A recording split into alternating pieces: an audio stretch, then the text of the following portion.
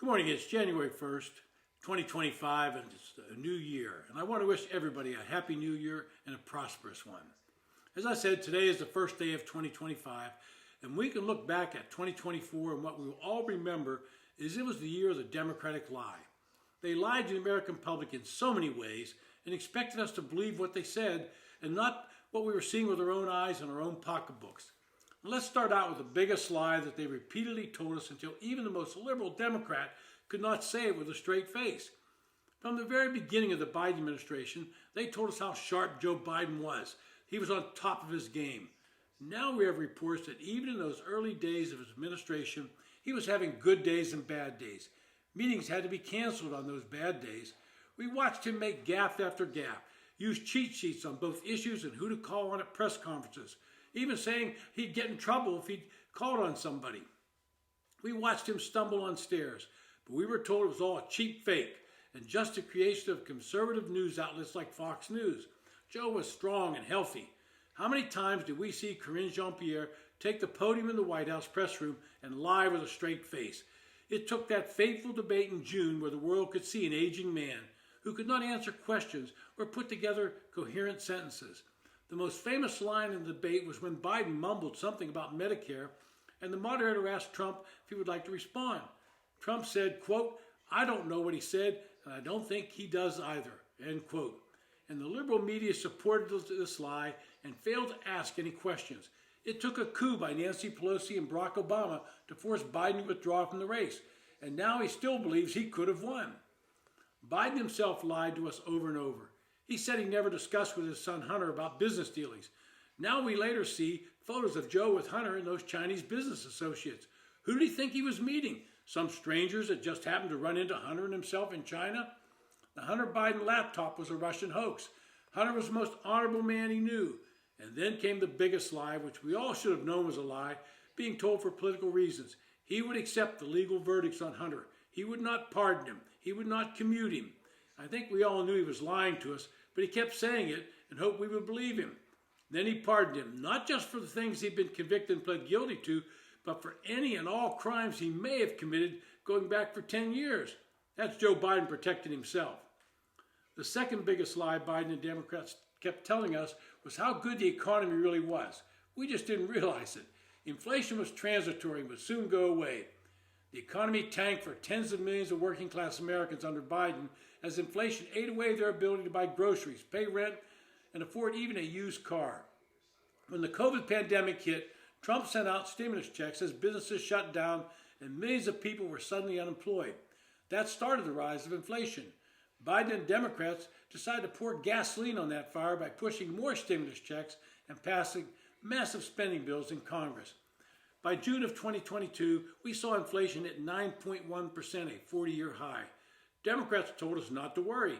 Inflation was coming down. We were doing better than the rest of the world, as if that was going to help us make us feel better. Yes, it's down from that high, but in November, the rate of inflation was 2.7%, and it's been ticking upward. The problem with inflation is it compounds. That means the price this year are piled on top of last year's and the year before. Since 2021, the combined inflation rate is 19.6%. If your income hasn't increased by an average of 4.9% a year since Biden entered the White House, then you, like tens of millions of other Americans, have lost financial ground. But according to the Democrats, everything was okay. They refused to admit the problem, and they refused to take any responsibility for it. Progressives' gaslighting didn't stop with the economy. For years, leftists in academic and business, and even in government agencies, ordered Americans to embrace DEI, diversity, equity, and inclusion initiatives. Those who raised questions about the fairness and effectiveness of DEI programs were shunned and told they were bigots. In 2024, the DEI scam was finally exposed, and major employers like Ford and Walmart stepped back from programs that promoted one set of beliefs over another's, and other corporations are starting to follow suit. Even university leaders began to question the fairness and effectiveness of DEI mandates on campus. Schools in Florida, Michigan, North Carolina, and Texas were among the universities that have cut, sometimes drastically, any DEI initiatives. DEI policies often appear to be more about public relations than driving change that truly deliver equity. All those policies often hurt employees who don't conform to the mold imposed on them from above. And I have to go to one more lie that liberals and Democrats have been pushing at us. Some of us are starting to realize it's a lie and it's hurting them. And I'm talking about the transgender issue. These liberals push gender reassignment surgery and hormone treatments, and there's very little scientific data to back them up. Now, I get it, there are children that struggle with gender dysphoria, but it should come as no surprise when the liberals and the media push this issue at them nonstop. And it's really hitting the fan when you see biological males competing against biological females in athletics. Here's the real question. How many females that transgender to a male are trying to compete against men? That would be none. But while Democrats and their allies in the U.S. champion puberty blockers and surgeries for children, experts in other countries increasingly have raised concern about such treatments. And Denmark, France, and the United Kingdom and other countries in Europe have banned the use of puberty blockers for transgender care. Finally, the last lie that Democrats told us was how competent Kamala Harris was and how she would become the first black woman to be elected president. Like how they treated Biden's cognitive disability, they ignored that she couldn't put together coherent sentences, offered no real policy changes to a country that was begging for change, and spent over $1 billion on a futile campaign that was mostly highlighted by celebrities, who, by the way, know nothing about how to govern, and only lost the Electoral College in all 7 swing states, but managed to lose the popular vote, even with California, Illinois, and New York putting their thumb on the scale.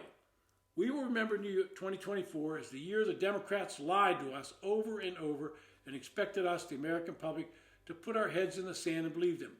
We didn't, and the elections in November proved it.